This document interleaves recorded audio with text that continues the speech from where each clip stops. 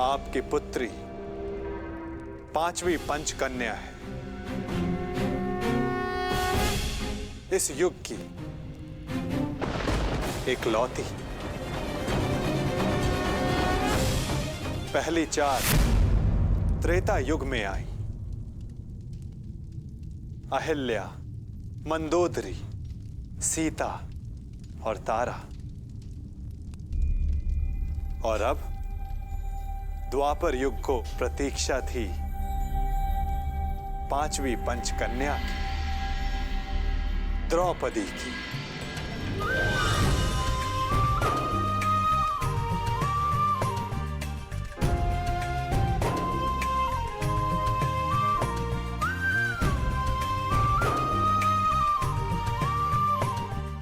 अब तुम्हारे प्रश्नों का उत्तर देने का समय आ गया है पांचाली।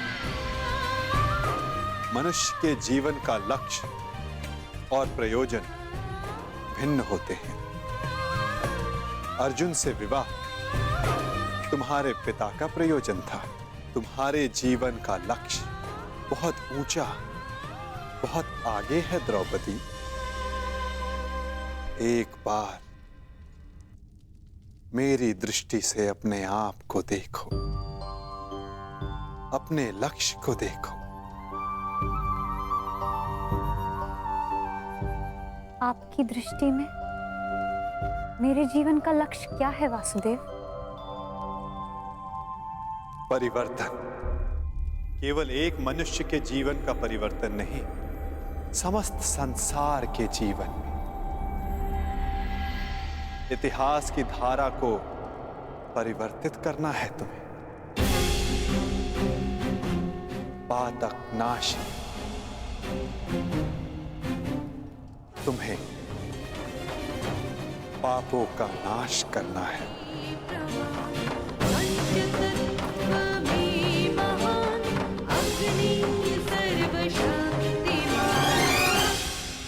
आपने मेरी आंखें खोल दी केशव। मैं सौभाग्यशाली हूं पुत्र कि मुझे द्रौपदी जैसी पुत्री प्राप्त हुई। वासुदेव, अब आप ही मेरा मार्गदर्शन कीजिए और मुझे बताइए मुझे आगे क्या करना है।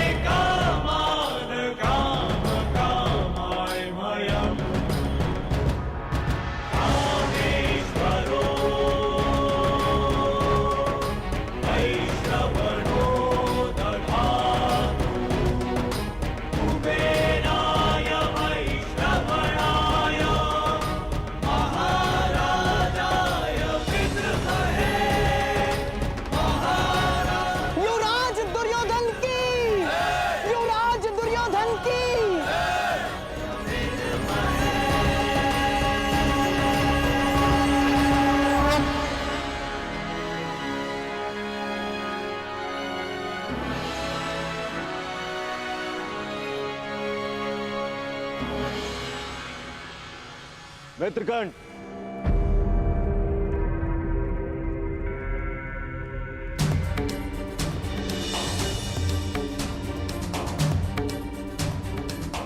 आज मैं बहुत प्रसन्न हूं मित्र,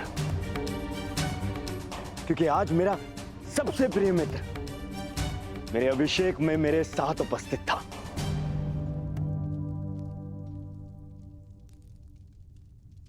मैं यहां आया क्योंकि एक मित्र के अभिषेक में उपस्थित होना मेरा कर्तव्य था।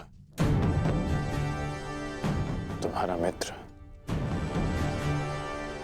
तुम्हें युवराज बने देखना चाहता था और उसकी अभिलाषा पूरी हुई और हमारे साथ की अवधि भी। मैं सदा के लिए तुम्हारा साथ छोड़कर जा रहा हूं।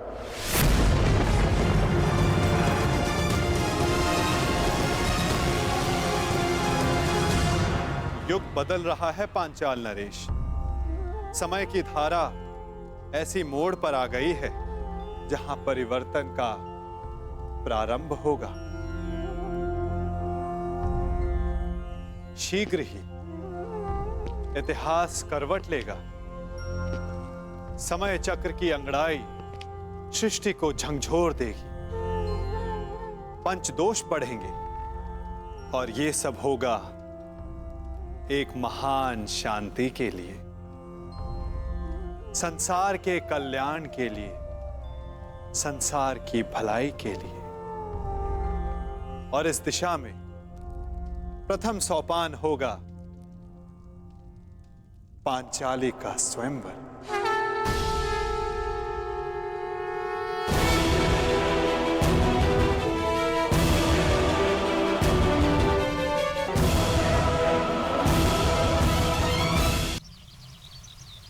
युग बदल रहा है पांचाल नरेश। समय की धारा ऐसी मोड़ पर आ गई है जहां परिवर्तन का प्रारंभ होगा। और इस दिशा में प्रथम सोपान होगा पांचाली का स्वयंवर। अकस्मात स्वयंवर? परंतु वासुदेव, इतनी शीघ्रता से इतना बड़ा प्रबंध कैसे हो पाएगा? आप उसकी चिंता ना करें पांचाल नरेश। युग की धारा को जो परिवर्तित करने आई है, उसका स्वयंवर भी युग का सबसे विशाल स्वयंवर होगा। जो वसुधा का इतिहास बदलने आई है, उसका स्वयंवर का उत्तरदायित्व स्वयं वासुदेव संभालेगा। ये सृष्टि का सबसे अधिक स्मरण किया जाने वाला स्वयंवर होगा पांचाल नरेश। तो आपको सृष्टि के सभी योद्धाओं को आमंत्रित करना ही होगा। उनमें मित्र भी होंगे और शत्रु भी होंगे। मित्रों का स्वागत आप करेंगे पांचाल नरेश, और शत्रुओं से पांचाल की रक्षा करने का उत्तरदायित्व मेरी चतुर्रंगनी नारायणी सेना का होगा। परंतु वासुदेव, प्रश्न यह उठता है कि संसार के सर्वश्रेष्ठ योद्धाओं में से हमारी पुत्री द्रौपदी के लिए सर्वश्रेष्ठ वर का चुनाव कैसे होगा?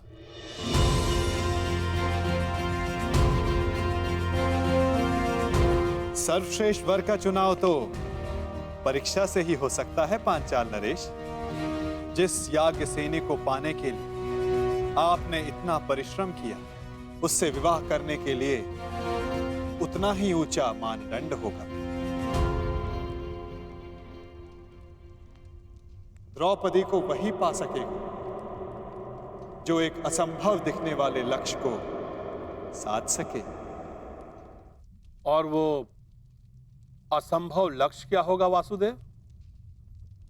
वो लक्ष्य ना कथा में किसी ने सुना होगा, ना स्वप्न में किसी ने देखा होगा, ना कल्पना में किसी ने सोचा होगा।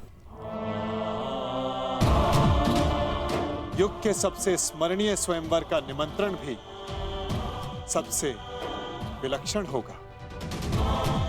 ये निमंत्रण नहीं, चेतावनी होगी कि अग्निसुता याज्ञसेनी से विवाह करने की इच्छा वही रखें जिनमें अग्नि की ज्वालाओं से खेलने का साहस है। सबसे आवश्यक बात, हस्तिनापुर को यह निमंत्रण भिजवाना मत भूलिएगा। पांचाल की ओर से आपके लिए युवराज। इसमें क्या हो सकता है?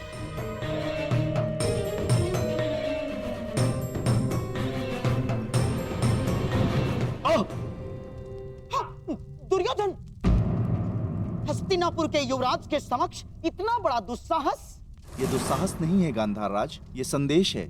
संदेश? कैसा संदेश?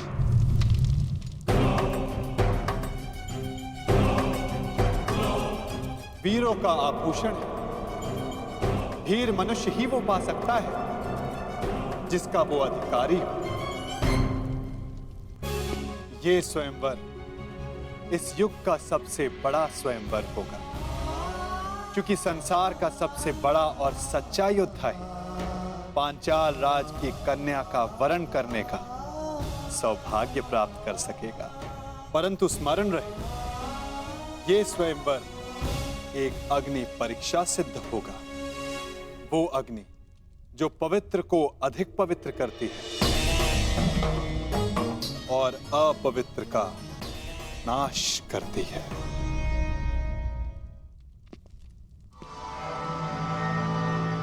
निमंत्रण आया है मामाश्री, जाना होगा। परंतु अकेले नहीं।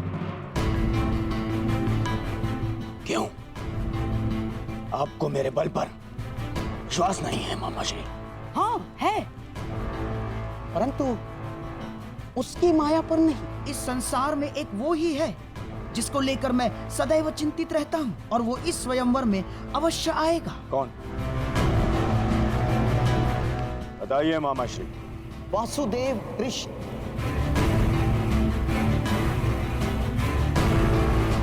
वासुदेव कृष्ण? हाँ,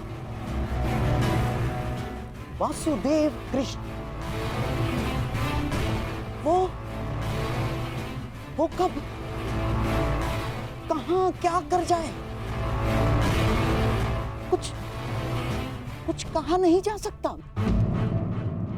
राजनीतिज्ञों में महाराजनीतिज्ञ, कूटनीति में महाकूटनीतिज्ञ, योद्धाओं में महायोद्धा और छलियाओं में महाछलिया है वो।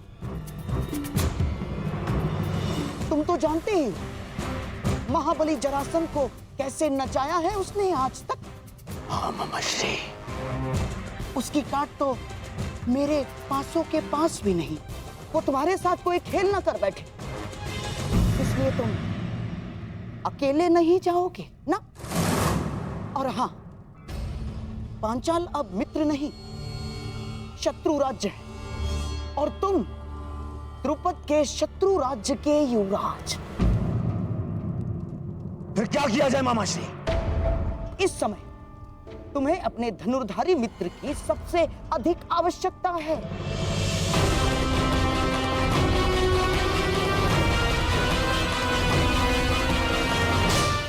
अर्थात कर्ण की। मैं तुमसे और राजवंश के सभी कुचक्र और चेष्टाओं से अपना बंधन तोड़ता हूं। राज के पश्चात हमारा कोई संबंध नहीं। मैं सदा के लिए तुम्हारा साथ छोड़कर जा रहा हूं। आएगा, अवश्य आएगा। सच मामाश्री? हाँ, मेरी एक चाल से कर्ण तुमसे दूर हुआ, अब मेरी ही एक चाल से वो वापस भी आएगा। यदि यदि मेरी बात मानोगे तो न केवल कर्ण वापस आएगा, बल्कि तुम्हारा त्याग करके कभी नहीं जाएगा। कर्ण को वापस अपने जीवन में लाने के लिए मैं कुछ भी कर सकता हूं मामाश्री, कुछ भी।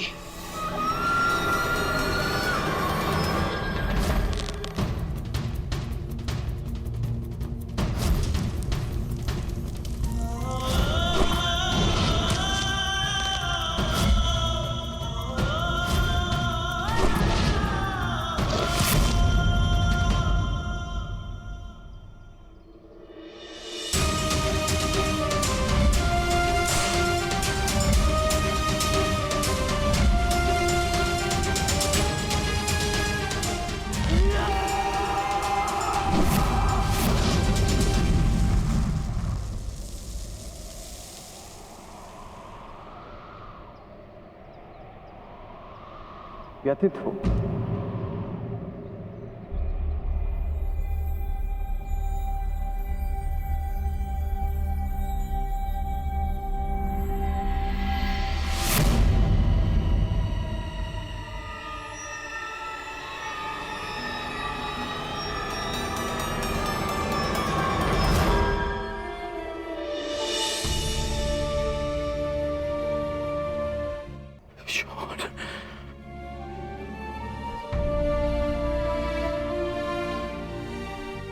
शोन, मैं एक बार फिर से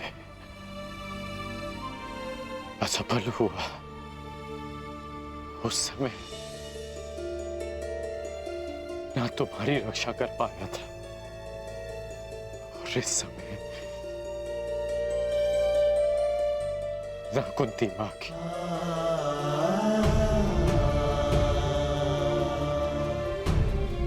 परिवर्तन का स्वप्न देखने वाला,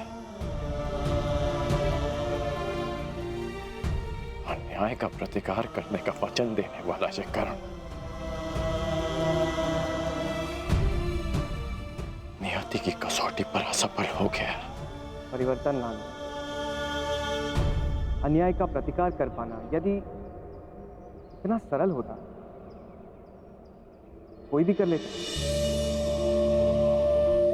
उसके लिए राधे को इतना परिश्रम करने की, इतना कष्ट सहने की कोई आवश्यकता नहीं। आप नियति की कसौटी पर असफल तब होंगे जब परिवर्तन का अपना स्वप्न छोड़ देंगे। राजकुमार दुर्योधन का साथ छोड़कर कहीं आप परिवर्तन के अपने लक्ष्य से दूर तो नहीं जा रहे? मैंने दुर्योधन का साथ छोड़ा क्योंकि नीति की स्थापना अनीति का साथ देकर नहीं कर सकते। मैं जन्म पर कर्म की श्रेष्ठता सिद्ध करना चाहता हूं और वो अनुचित कर्म के साथ नहीं हो सकती। यदि अंक का मुकुट त्याग दिया तो आपके दायित्व का क्या होगा?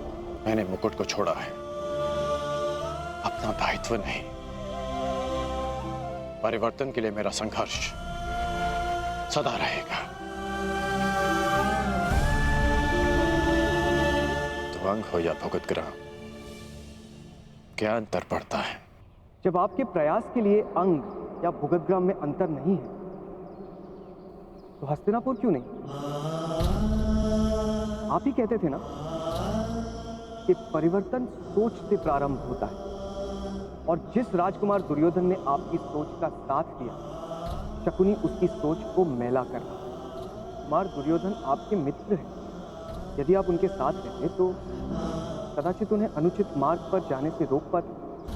दुर्योधन का साथ छोड़ना उचित प्रतिक्रिया हो सकती है, परंतु क्या ये उचित हल है? मैंने दुर्योधन का नहीं, उसके कर्मों का, उसके निर्णय का साथ छोड़ा है। एक योद्धा मित्र के लिए मैं संसार में किसी के भी विरुद्ध खड़ा हो सकता हूं, परंतु षड्यंत्रकारी के लिए नहीं, कभी नहीं। यदि दुर्योधन उचित मार्ग पर... अग्रराज, युवराज दुर्योधन ने अपने आप को कक्ष में बंद कर लिया है और कक्ष में अग्नि लगा दी है। शीघ्र ही चलिए। अनुज,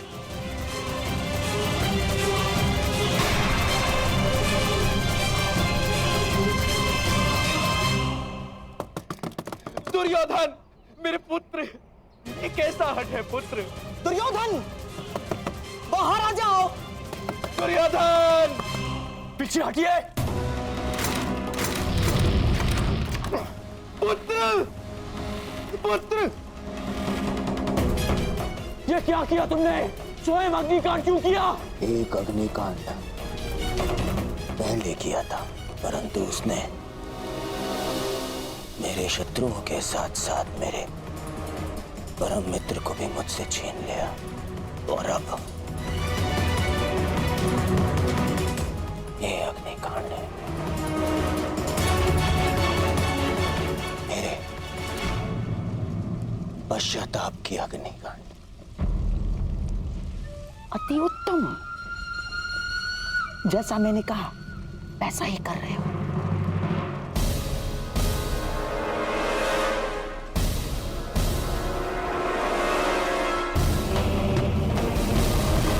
बाहर आओ।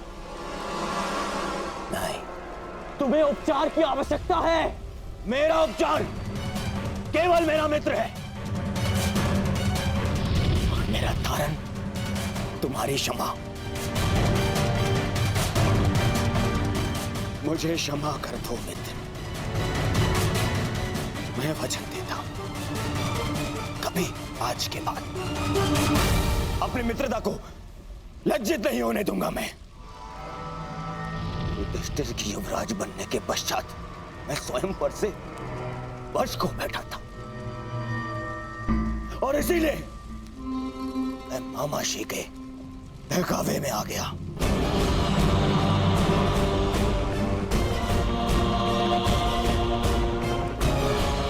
अब इन बातों का कोई लाभ नहीं। धनुष से निकला हुआ बाण लौटकर नहीं आता। बाहर आओ। परंतु मैं कैसे योद्धा को अवश्य जानता हूं जिसमें अपना बाण वापस लाने की क्षमता है, और वो तुम हो मित्र। तुम हो वो।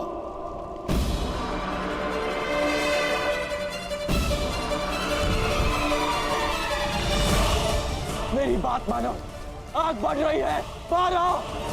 नहीं, मैं तब बाहर आऊंगा जब तुम्हारी क्षमा पालूंगा, वरना इसी अग्नि में भस्म हो जाऊंगा।